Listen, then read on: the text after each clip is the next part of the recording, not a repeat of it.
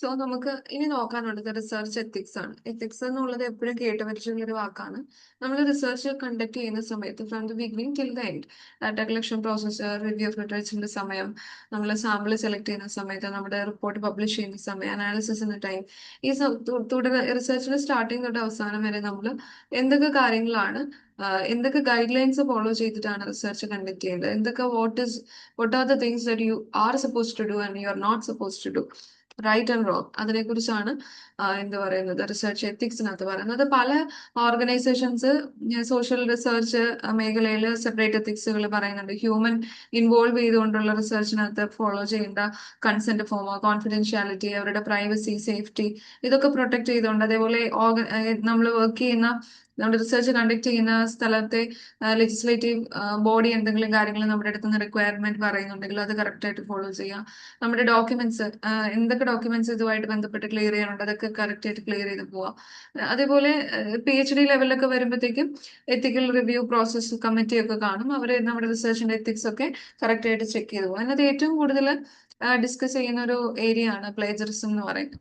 നമ്മൾ മറ്റാരെങ്കിലും, പ്രത്യേകിച്ച് ലിറ്ററേച്ചർ റിവ്യൂവിന്റെ ഭാഗമൊക്കെ വരുമ്പോഴും റിസൾട്ട് അനാലിസിസിന്റെ ഭാഗത്തൊക്കെ നമ്മൾ റിസർച്ച് ചെയ്യുന്ന ഏരിയയെ കുറിച്ച് ഓൾറെഡി മറ്റു ആളുകൾ അതിന്റെ മറ്റ് സെഗ്മെന്റുകളൊക്കെ പഠിച്ചിട്ടുണ്ടാകാം. മറ്റുള്ളവർ പബ്ലിഷ് ചെയ്ത റിപ്പോർട്ടുകളുടെയൊക്കെ ഒരു സെഗ്മെന്റ് നമ്മൾ ഇതിനകത്ത് സൈറ്റ് ചെയ്യാനായിട്ട് എടുത്തിട്ടുണ്ടാകാം. മറ്റുള്ളവർ സ്റ്റഡീസിനെ സപ്പോർട്ട് ചെയ്തിട്ടായിരിക്കും നമ്മൾ സ്റ്റഡി ചെയ്യുന്നത്. മറ്റാരുടെയെങ്കിലും വർക്കിനെ നമ്മൾ നമ്മുടെ സ്റ്റഡിക്കകത്ത് എവിടെയെങ്കിലും മെൻഷൻ ചെയ്യുന്നുണ്ടെങ്കിൽ അത് കൃത്യമായിട്ട് സൈറ്റ് ചെയ്ത് പോകേണ്ടത് നമ്മുടെ റെസ്പോൺസിബിലിറ്റിയാണ്. അങ്ങനെ പ്രോപ്പറായി സൈറ്റ് ചെയ്ത് പോവുകയും നമ്മുടെ റിസൾട്ടിനകത്ത് മറ്റൊരാളുടെ റിസൾട്ടിന്റെ ഇൻഫ്ലുവൻസ് കൂടുതൽ വരികയും ചെയ്യുന്ന സാഹചര്യത്തിൽ പ്ലേജറിസം ഉണ്ടായി എന്ന് പറയും. Plagiarism depends upon the type of research you are doing and where you are publishing your data. അതിനെ ബേസ് ചെയ്തുകൊണ്ട് പ്ലേജറിസത്തിൽ ചിലതൊക്കെ ഇത്ര പ്ലേജറിസം അനുവദനീയമാണ്. ഫോർ സ്റ്റുഡൻസ് ഇത്ര പറ്റും, for dissertation, for PhD level thesis ചെയ്യുമ്പോൾ ഇത്ര പ്ലേജറിസമേ അനുവദിക്കുള്ളൂ. അങ്ങനത്തെ ലെവലിൽ റിസർച്ചിന്റെ പ്ലേജറിസത്തിനെ നമുക്ക് കാറ്റഗറൈസ് ചെയ്യാൻ പറ്റും. അപ്പൊ മാക്സിമം പ്ലേജറിസം ഒഴിവാക്കിക്കൊണ്ടും ഏറ്റവും ഭംഗിയായിട്ട് റിസർച്ചിനെ പ്രസന്റ് ചെയ്യാൻ വേണ്ടി പല ഓർഗനൈസേഷൻസ് വേൾഡ് വൈഡ് ഗ്ലോബലി അംഗീകരിച്ചിട്ടുള്ള സ്റ്റാൻഡർഡൈസ്ഡ് ഫോർമാറ്റുകളുണ്ട്. അതാണ് നമ്മൾ ഇനി അടുത്ത് ഡിസ്കസ് ചെയ്യുന്നത്. ഓരോ തീസിസ് പ്രസന്റ് ചെയ്യുന്ന സമയത്ത് നമ്മൾ ഫോളോ ചെയ്യേണ്ട ഒരു ലേഔട്ട് അല്ലെങ്കിൽ framework depends upon the organisation you are submitting and where you are doing your research, ഏത് യൂണിവേഴ്സിറ്റി അനുസരിച്ച് മാറ്റങ്ങൾ ഉണ്ടാകാം.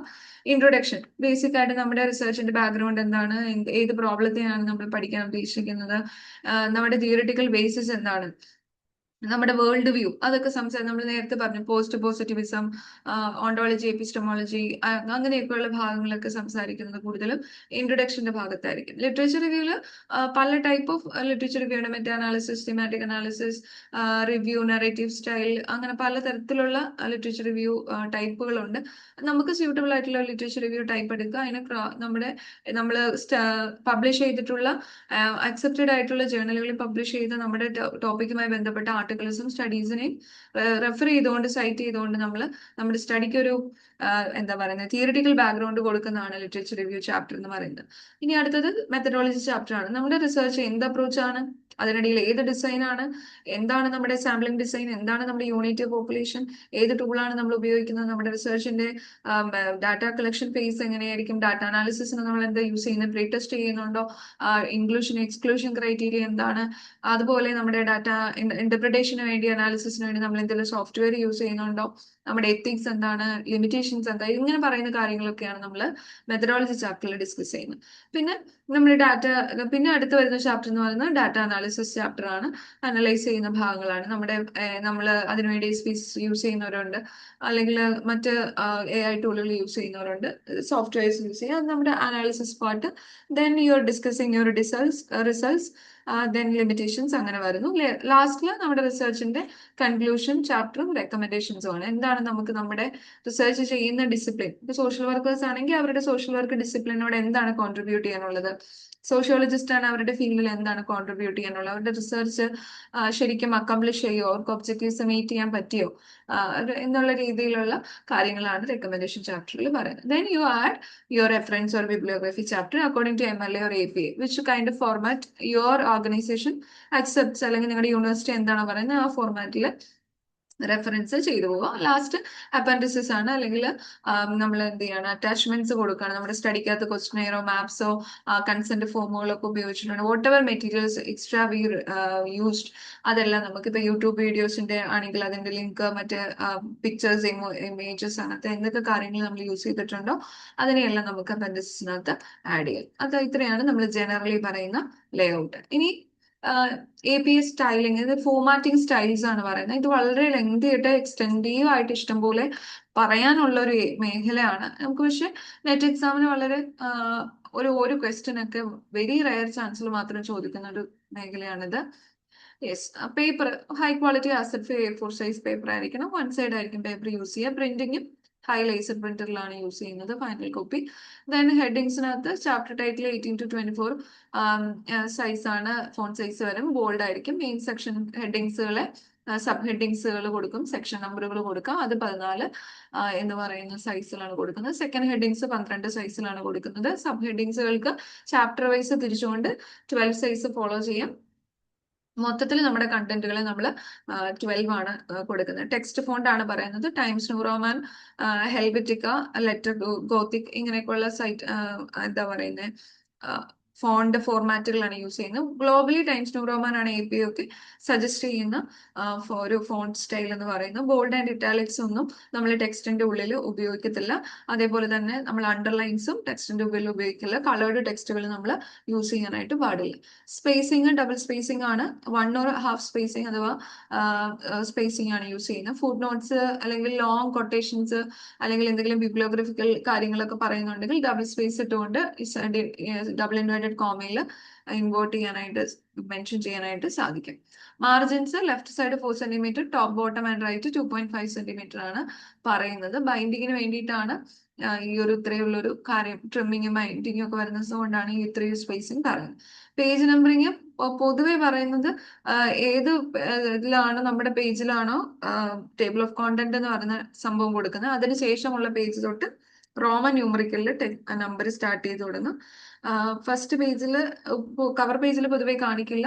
ഏത് പേജിലാണോ ടെക്സ്റ്റ് സ്റ്റാർട്ട് ചെയ്യുന്നത് അത് എന്താ പറയുന്നത്, അറബിക് ഓർ ന്യൂമറിക്കൽ ഏതിലാണെങ്കിലും നമുക്ക് കുഴപ്പമില്ല, അവർ പറയുന്നുണ്ട്. Page number should be placed in the lower right corner or centre of the page. ഏറ്റവും അടിയിൽ ഒന്നെങ്കിൽ ലോവർ റൈറ്റ് കോർണറിലോ, നമ്മൾ പേജ് മറിക്കുന്ന പിടിക്കാൻ വേണ്ടി പേജ് പിടിക്കുന്ന എവിടെയാണോ അവിടെ, അല്ല centre of the page. Number മാത്രമാണ് അപ്പിയർ ചെയ്യാൻ പാടുള്ളൂ. അല്ലാതെ പേജ് എന്ന് പറഞ്ഞ ഇങ്ങനെ ഒരു നെയിം, ഈ ലെറ്ററിന്റെ കൂടെ ഇങ്ങനെ ഒരു നെയിം വരാനായിട്ട് പാടില്ല. ടേബിൾസ് ആൻഡ് ഫിഗേഴ്സ് കറക്റ്റ് ആയിട്ട് അപ്രോപ്രിയേറ്റ്ലി അതിന് കൊടുക്കേണ്ട കോളങ്ങളിൽ പ്ലേസ് ചെയ്യുക. ഫിഗേഴ്സ് നമ്പേഴ്സിലും ക്യാപ്ഷൻസ് ഫിഗേഴ്സ് അണ്ടർ ഫിഗേഴ്സിലുമാണ് കൊടുക്കേണ്ടത്. ടൈറ്റിൽസും കൊടുക്കാനായിട്ട് പറഞ്ഞിട്ടുണ്ട്. ഡ്രോയിങ്സ്, അങ്ങനെ എന്തെങ്കിലും ഡ്രോയിങ്സ് നമ്മൾ ഉപയോഗിക്കുന്നുണ്ടെങ്കിൽ പെർമനന്റ് ബ്ലാക്ക് ഇങ്ക് ഉപയോഗിച്ചിട്ട് നീറ്റായിട്ട് യൂസ് ചെയ്യുക. ഫോട്ടോഗ്രാഫ്സ് ഓഫ് ഡ്രോയിങ്സ് അതും അക്സെപ്റ്റബിൾ ആണ്. സിറോക്സ് പ്രൊഡക്ഷൻസ് അക്സെപ്റ്റബിൾ ആണ്, പക്ഷെ നല്ല ഹൈ കോൺട്രാസ്റ്റ് ഇമേജസ് ആണെങ്കിൽ മാത്രം. ഫോട്ടോഗ്രാഫ്സ് മൗണ്ട് സ്മോൾ ഫോട്ടോഗ്രാഫ്സ് വിത്ത് ഗ്ലൂ യൂസ് ചെയ്തുകൊണ്ട് ഒട്ടിക്കുന്നവർക്ക് അങ്ങനെ ചെയ്യുന്നുണ്ടെങ്കിൽ അങ്ങനെ ചെയ്യാം. ഇല്ലാന്നുണ്ടെങ്കിൽ high clarity xerox copies accepted ആണ്. ഫുഡ് നോട്ട്സ് എന്ന് പറയുന്നത് 10 ഫോണ്ട് സൈസിലാണ് പറയുന്നത്. അറബിക് ന്യൂമറൽസിൽ ഫുഡ് നോട്ട്സ് ചെയ്യാനായിട്ട് പറഞ്ഞിട്ടുണ്ട്. റെഫറൻസ് പറയുന്നുണ്ടെങ്കിൽ, അല്ലാതെ നമ്മുടെ ആ പേജിലെ ഏതെങ്കിലും ഭാഗത്ത് നമ്മുടെ കൊടുത്തിരിക്കുന്ന ടെക്സ്റ്റിനകത്ത് നിന്ന് എന്തെങ്കിലും റെഫറൻസ് ഫുഡ് നോട്ടിൽ കൊടുക്കണമെന്നുണ്ടെങ്കിൽ അതിൽ സൂപ്പർ സ്ക്രിപ്റ്റ് ചെയ്ത് കൊടുക്കുക. ബോട്ടം പേജിലായിരിക്കും ഫുഡ് നോട്ട് വരുന്നത്. ഏറ്റവും സ്മോളർ സൈസ് 10 ഫോണ്ട് സൈസ് ആണ് പറയുന്നത്. CD DVD ഇങ്ങനെയൊക്കെയുള്ള എന്തെങ്കിലും നമ്മുടെ മാറ്റർ നമ്മൾ യൂസ് ചെയ്തിട്ടുണ്ട്, ഡാറ്റ എടുത്തിട്ടുണ്ടെങ്കിൽ അതിന്റെ ടൈറ്റില് അത് അറ്റാച്ച് ചെയ്യണമെങ്കിൽ അത് അറ്റാച്ച് ചെയ്യേണ്ട സാഹചര്യങ്ങളാണ് സബ്മിറ്റ് ചെയ്യുന്നത്. PhD ഒക്കെ ആണെങ്കിൽ നമ്മൾ അങ്ങനത്തെ മെറ്റീരിയൽസ് എന്ത് ചെയ്യണം, സബ്മിറ്റ് ചെയ്യേണ്ടതായിട്ട് വരും. കമ്പ്യൂട്ടർ സോഫ്റ്റ്വെയർ യൂസ് ചെയ്യുന്നുണ്ടെങ്കിൽ അത് സെപ്പറേറ്റ് ആയിട്ട് ലിസ്റ്റ് ആൻഡ് ഫിഗേഴ്സ് ആയിട്ട് യൂസ് ചെയ്യണം. CD DVD എടുത്തിട്ടുണ്ടെങ്കിലും അത് ലിസ്റ്റ് ആൻഡ് ഫിഗർ ആയിട്ട് പറയണം. എന്തിന് യൂസ് ചെയ്തു എന്നുള്ളത് പറയണം. ഏത് ടൈപ്പാണ് റെസൊല്യൂഷൻ, മറ്റു കാര്യങ്ങൾ പറയണം. Over sized material, fold out പേജസോ അങ്ങനത്തെ ഉള്ള കാര്യങ്ങളോ മാർജിൻസിലോ ഒക്കെ വരാതെ വണ്ണം ഓവർ സൈസ് ഫോൾഡേഴ്സിനെ ലീവ് ചെയ്യുക. ബൈൻഡറി ഫോൾഡർ ഉണ്ടെങ്കിൽ അതും നമ്മൾ ലീവ് ചെയ്യാനായിട്ട് ശ്രദ്ധിക്കുക. ദെൻ ബൈൻഡിങ് ആസ് യൂഷ്വൽ എങ്ങനെയാണോ, അറ്റ്ലീസ്റ്റ് 2 കോപ്പീസ് ആണ് പറയുന്നത്. ക്യാമ്പസിൽ ഒന്ന് നമുക്ക് ലൈബ്രറിയിലേക്ക് വരണം, അവരവരുടെ കയ്യിൽ വരണം, അങ്ങനെയായിട്ടാണ് നമ്മൾ പറയുന്നത്. യെസ്. ഇനി PhD ലെവലിൽ എംഫിൽ ലെവലിൽ റിസർച്ച് റിപ്പോർട്ടുകൾ വരുമ്പോൾ title page, background, acknowledgement, summary, മൊത്തത്തിലുള്ള ഒരു synopsis, list of contents, list of table, list of appendices, എന്തൊക്കെയാണ് നമ്മൾ അപ്പൻഡിസസിൽ ആഡ് ചെയ്യുന്നത്, introduction, aims and objectives, then separately objectives, method, result and finding, discussion, conclusion. ഇങ്ങനെയാണ് പൊതുവെ പറയുന്നത്. ഇതിന്റെ ഉള്ളിലെ ഡീറ്റെയിൽസ് നിങ്ങൾക്ക് വായിച്ചു നോക്കാം. Recommendation, reference, appendix. ഇനി അമേരിക്കൻ സൈക്കോളജിക്കൽ അസോസിയേഷൻ 1929 സ്റ്റാർട്ട് ചെയ്തതാണ്. അപ്പൊ ഇവരൊരു സ്റ്റൈലിൽ പ്രപ്പോസ് ചെയ്യുന്നുണ്ട്. ഒരു സയന്റിഫിക് റൈറ്റിംഗ് എങ്ങനെയാണ് സ്റ്റാൻഡർഡൈസ് ചെയ്യേണ്ടത്, ഗ്ലോബൽ ഒരു സ്റ്റാൻഡർഡൈസേഷൻ, പബ്ലിഷിംഗ് ക്വാളിറ്റിയിൽ എങ്ങനെ ചെയ്യാം എന്നുള്ളതാണ് ഇവർ പറയുന്നത്. APA ഫോർമാറ്റിനനുസരിച്ച് സൈറ്റേഷൻ കൊടുക്കുമ്പോൾ അതായത് ഓതറിന്റെ പേര്, അദ്ദേഹത്തിന്റെ സർനെയിം ആണെങ്കിൽ അത് ഫസ്റ്റ് വരും, അതിനുശേഷം ഫസ്റ്റ് നെയിം ഇവിടെ വരും. ഇയർ ഓഫ് പബ്ലിക്കേഷൻ ബ്രാക്കറ്റിൽ കോമ, ടൈറ്റിൽ ഓഫ് വർക്ക് എന്നുള്ളത് ഇറ്റാലിക്സിലായിരിക്കും, പബ്ലിഷർ സിറ്റി ഇറ്റാലിക്സിലായിരിക്കും, സ്റ്റേറ്റ്, പബ്ലിഷർ ആരാണെന്ന് പറയാം. ഇപ്പൊ ആ മുകളിൽ കൊടുത്തിരിക്കുന്നതിന്റെ ഒരു എക്സാമ്പിൾ ആണ് ഈ കൊടുത്തിരിക്കുന്നത്. നിങ്ങൾക്ക് നോക്കിയാൽ മനസ്സിലാവും. ഇത് എക്സാമിന് ചോദിക്കാറില്ല. ഇനിയിപ്പോ എക്സാമ്പിൾ തന്നിട്ട് ഇത് APA ഫോർമാറ്റ് ആണോ എന്നുള്ളത് ചോദിച്ചേക്കാം. ഇനി വെബ്സൈറ്റിൽ നിന്ന് ഇപ്പൊ നമ്മൾ നേരത്തെ കണ്ടത് ഏതെങ്കിലും ബുക്കിൽ നിന്ന് എടുക്കുന്ന ഹാർഡ് കോപ്പി ബുക്ക് പബ്ലിഷ് ചെയ്ത് നമ്മുടെ ഒരു ബുക്ക് ഹാർഡ് ആയിട്ടുണ്ട്, അതിൽ നിന്ന് എടുക്കുന്ന ഡാറ്റയാണ്. ഇനി അതൊരു വെബ്സൈറ്റിൽ നിന്ന് നമ്മൾ എടുത്ത ആർട്ടിക്കിൾ ആണ് എന്നുണ്ടെങ്കിൽ കറക്റ്റ് ആയിട്ട് എന്ത് ചെയ്യണം, year and month of date of publication പറയണം, ആർട്ടിക്കിളിന്റെ ടൈറ്റിൽ പറയണം, അത് ഏത് വെബ്സൈറ്റിൽ നിന്നാണ് എടുത്തത്, ആ സൈറ്റിന്റെ URL, വെബ്സൈറ്റ് അഡ്രസ്സ് നമ്മൾ കൃത്യമായിട്ട് കൊടുക്കണം. ഇങ്ങനെയാണ് നമ്മൾ പറയുന്നത്. പിന്നെ റിസർച്ചിന്റെ എത്തിക്സ് ആണ്. അത് ഒന്ന് ഓൾറെഡി നമ്മൾ കവർ ചെയ്തു. ഒരുപാട് എത്തിക്കൽ മാറ്റേഴ്സ് കമ്മ്യൂണിക്കേറ്റ് ചെയ്ത് കവർ ചെയ്ത് പറയുന്നുണ്ട്. മെയിൻ ആയിട്ടുള്ളത് എത്തിക്സ് ഫോളോ ചെയ്യുന്നതിന്റെ ഉദ്ദേശം നമ്മുടെ റിസർച്ച് കറക്റ്റ് ആയിട്ട് എറർ ഒന്നും ഇല്ലാതെ സത്യസന്ധമായിട്ട് കൊണ്ടുവരിക, നമ്മുടെ അക്കൗണ്ടബിലിറ്റി കൂട്ടുക, മറ്റ് നമ്മുടെ ഏരിയയിൽ വർക്ക് ചെയ്യുന്ന മറ്റ് റിസർച്ചേഴ്സിനെ റെസ്പെക്ട് ചെയ്തുകൊണ്ട്, കാരണം അവരുടെ വർക്ക് നമ്മൾ എടുക്കുന്നുണ്ടെങ്കിൽ അവരെ നമ്മൾ കറക്റ്റ് ആയിട്ട് കൊട്ടേഷൻ മാർക്ക് ചെയ്ത് പറയുക, സൈറ്റേഷൻസ് കൊടുക്കുക. നമ്മുടെ റിസർച്ച് ചെയ്യുന്ന റിസർച്ചറിനോട്, പബ്ലിക്കിനോട്, സൊസൈറ്റിയോട് അക്കൗണ്ടബിലിറ്റി ഉറപ്പുവരുത്താനും നമുക്ക് എന്താണ് റിസർച്ച് എത്തിക്സ് ഫോളോ ചെയ്യണം. അതിന് പറയുന്ന കുറച്ച് എലമെന്റ്സ് ആണ്. ഓണസ്റ്റ് ആയിരിക്കുക, ഡാറ്റ കളക്ഷൻ മെത്തേഡ്, പ്രൊസീജിയറിലെല്ലാം, പബ്ലിക്കേഷനിലൊക്കെ മാക്സിമം അവോയ്ഡ്, ബയസ് അവോയ്ഡ് ചെയ്തുകൊണ്ട് ഒബ്ജക്ടിവിറ്റി ഉറപ്പ് വരുത്തിക്കൊണ്ട് തന്നെ റിസർച്ച് ചെയ്യാനായിട്ട്. നമ്മൾ നേരത്തെ ഒബ്ജക്ടിവിറ്റിയുടെ ഭാഗത്ത് ഒത്തിരി ബയസിനെ കുറിച്ച് സംസാരിച്ചു. അതൊക്കെ അവോയ്ഡ് ചെയ്തുകൊണ്ട് റിസർച്ച് ചെയ്യുക. ഇന്റഗ്രിറ്റി, സത്യസന്ധമായിട്ടും ആത്മാർത്ഥതയോട് കൂടി റിസർച്ച് കണ്ടിന്യൂ ചെയ്യുക. മാക്സിമം എറർ വരാതിരിക്കുന്ന രീതിയിൽ കെയർഫുൾ ആയിട്ട് ഡോക്യുമെന്റേഷൻ ചെയ്യുക. Sharing data, results, ideas. Intellectual property IPR, മറ്റാരുടെയെങ്കിലും വർക്ക് നമ്മൾ എടുത്തിട്ടുണ്ടെങ്കിൽ പേറ്റൻസോ കോപ്പിറൈറ്റ്സോ മറ്റു കാര്യങ്ങൾ എന്തെങ്കിലും ഉണ്ടെങ്കിൽ അതിന് കൊടുക്കുക. Confidentiality, communication, personal records, privacy, ഇങ്ങനെയുള്ള മേഖലകളിലൊക്കെ നമുക്ക് നമ്മുടെ സാമ്പിളിന്റെ അല്ലെങ്കിൽ പോപ്പുലേഷൻ റിസർച്ച് പാർട്ടിസിപ്പൻസിന്റെ കോൺഫിഡൻഷ്യാലിറ്റി ഉറപ്പുവരുത്തും. പബ്ലിക്കേഷൻ ചെയ്യുമ്പോഴാണെങ്കിലും സൊസൈറ്റീനെ എയിം ചെയ്തുകൊണ്ട് തന്നെ പബ്ലിക്കേഷൻ, അനാവശ്യമായിട്ടുള്ള ഡ്യൂപ്ലിക്കേറ്റീവ് ഇൻഫർമേഷൻസ് ഒന്നും കൊടുക്കാത്ത രീതിയിൽ നമ്മൾ എന്ത് ചെയ്യണം, പബ്ലിക്കേഷൻ ചെയ്യാനായിട്ട് ശ്രദ്ധിക്കണം. ഇനി ഇത്രയും ഒരുപാട് കാര്യങ്ങൾ പറഞ്ഞു പോകുന്നുണ്ട്. ഇതൊന്നും ഡീറ്റെയിൽ ആയിട്ടൊന്നും എക്സാമിന് ചോദിക്കില്ല. ആനിമൽസിനെ യൂസ് ചെയ്യുന്നുണ്ടെങ്കിൽ അതിന്റെ കറക്റ്റ് ആയിട്ടുള്ള എന്താ പറയുന്ന പ്രോട്ടോകോൾസ് ഫോളോ ചെയ്യുക, അതിന്റെ ഡോക്യുമെന്റ്സ്, ലീഗൽ ഡോക്യുമെന്റ്സ് സബ്മിറ്റ് ചെയ്യുക, കോമ്പറ്റൻസി ഉറപ്പുവരുത്തുക, ഡിസ്ക്രിമിനേറ്റീവ് ആറ്റിറ്റ്യൂഡ്സ് ഒന്നും ഇല്ലാതെ കൊളീഗ്സോ സ്റ്റുഡൻസോ പാർട്ടിസിപ്പൻസ് അവരോട് ബിഹേവ് ചെയ്യുക, സോഷ്യൽ റെസ്പോൺസിബിലിറ്റി, കൊളീഗ്സ് ട്രാൻസ്ലേഷൻ, അങ്ങനെയുള്ള കാര്യങ്ങളിലൊക്കെ കറക്റ്റ് ആയിട്ട് അവർക്ക് നമ്മൾ ആരെങ്കിലും ഹെൽപ്പ് ചെയ്തിട്ടുണ്ടെങ്കിൽ അവർക്ക് എമൗണ്ട് കൊടുക്കുക. അതൊക്കെയാണ് പറയുന്നത്. തീസിസും ആർട്ടിക്കിളും തമ്മിലുള്ള വ്യത്യാസം. തീസിസ് എന്ന് പറയുന്നത് ഒരു മോസ്റ്റ് പ്രോബബ്ലി ഒരു എഡ്യൂക്കേഷൻ പർപ്പസിന് വേണ്ടിയിട്ട് ഒരു വ്യക്തിപരമായിട്ടുള്ള ഒരാൾക്ക് അറിയാവുന്ന കാര്യങ്ങൾ വളരെ ഡീറ്റെയിൽ ആയിട്ട് ചെയ്യുന്ന, ഒരു ഇൻഡെപ്ത് ആയിട്ട് ചെയ്യുന്നതിനെയാണ് തീസിസ് നമുക്ക് പറയാം. ഒരു 500 വേർഡ്സ് ഉണ്ടാവും, ഡീറ്റെയിൽ ആയിരിക്കും. എഡ്യൂക്കേഷൻ കമ്മിറ്റിയും പ്രൊഫസേഴ്സും ഒക്കെ ആയിരിക്കും അയാൾക്ക് അതൊരു ഡിഗ്രി അവാർഡ് ചെയ്യുന്ന തരത്തിലാണ് തീസിസ് കൊടുക്കുന്നത്. And it takes a lot of time. Exhaustive ആയിട്ടുള്ള ഒരു വർക്കാണ്. ഇൻക്ലൂഷൻസും അതുപോലെ എത്തിക്സ് ഫോളോ ചെയ്യേണ്ടതായിട്ട് വരും. ആർട്ടിക്കിൾ എന്ന് പറയുന്നത് നമ്മുടെ ആ ചെയ്ത വർക്കിനെ കുറച്ചുകൂടി നമ്മുടെ കോമ്പറ്റൻസി വർദ്ധിപ്പിക്കാൻ, ക്രെഡിബിലിറ്റി, ചെയ്ത സാധനം നമ്മുടെ ഫീൽഡിലേക്ക് കോൺട്രിബ്യൂട്ട് ചെയ്യാൻ വേണ്ടിയിട്ട് നമ്മൾ ഏതെങ്കിലും ഒഫീഷ്യലി നോൺ സൈറ്റുകളിലേക്ക് പബ്ലിഷ് ചെയ്യുന്നു. അതായത് ഇങ്ങനെ ഒരു വർക്ക് ഞാൻ ചെയ്തിട്ടുണ്ട്, അത് മറ്റുള്ളവർക്കും കൂടി ഉപകാരപ്പെടുന്ന രീതിയിലും നമ്മുടെ ക്രെഡിബിലിറ്റി, റിസർച്ചബിലിറ്റി എല്ലാം ഉറപ്പുവരുത്തുന്ന ചെയ്ത വർക്ക്, തീസിസിലൂടെ ചെയ്ത വർക്കിനെ നമ്മൾ എവിടെയെങ്കിലും പബ്ലിഷ് ചെയ്യുമ്പോഴാണ്. അപ്പം കുറച്ചുകൂടി ഒരു ഷോർട്ടർ ആയിട്ടുള്ള വേർഷൻ ആയിരിക്കും, വളരെ കൺസൈസ്. ഇപ്പൊ 500 പേജ് വരുന്ന ഈ തീസിസിനെ നമ്മൾ എന്ത് ചെയ്യും, 150 to 250 വേർഡ്സിലേക്ക് മാറ്റും.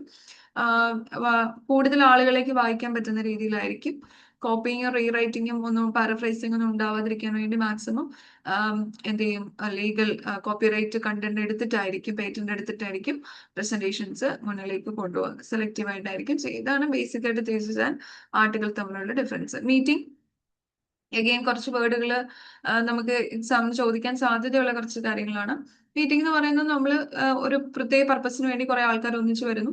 അത് വർക്ക്ഷോപ്പ് ആയിരിക്കാം, കോൺഫറൻസ് ആയിരിക്കാം, സിമ്പോസിയം ആയിരിക്കാം.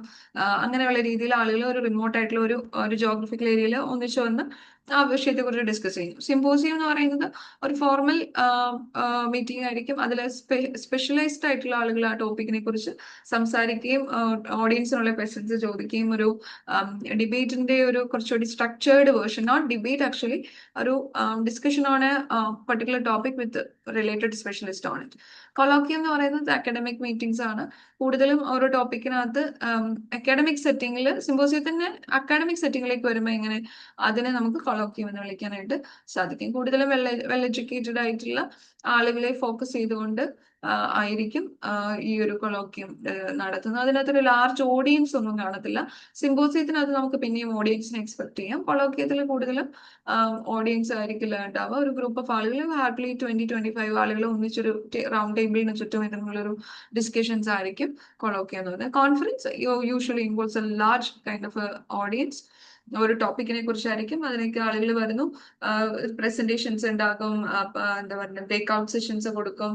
അറ്റൻഡ് ചെയ്യുന്ന ആ ഒരു പെർട്ടിക്കുലർ ടോപ്പിക്കുമായിട്ട് ബന്ധപ്പെട്ടുള്ള എല്ലാ സ്റ്റേക്ക് ഹോൾഡേഴ്സിനെയും ഇൻവോൾവ് ചെയ്തുകൊണ്ടായിരിക്കും കോൺഫറൻസ് നടക്കുന്നത്. സിമിലർ എന്ന് പറയുന്ന ഫോർമൽ പ്രസന്റേഷൻ ആണ്. ഒരാളോ ഒരു ഗ്രൂപ്പ് ഓഫ് ആളുകളോ ഒരു വലിയ ഓഡിയൻസിനെ അഡ്രസ് ചെയ്തുകൊണ്ട് ഒരു ടോപ്പിക്കിനെ കുറിച്ച് വളരെ സ്റ്റഡി ചെയ്ത് പ്രിപ്പയർ ചെയ്ത് വന്നിട്ട് പ്രസന്റേഷൻസ് നടത്തുന്നു. മന്ത്ലി, വീക്ക്ലി ഒക്കെ ആയിരിക്കാം.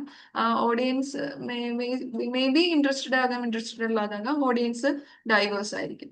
ഇത്രയൊക്കെയാണ് ഉള്ളത്. മോഡൽ ക്വസ്റ്റ്യൻസ് നമുക്ക് അടുത്ത ക്ലാസ്സിൽ ഡിസ്കസ് ചെയ്യാം. Thank you.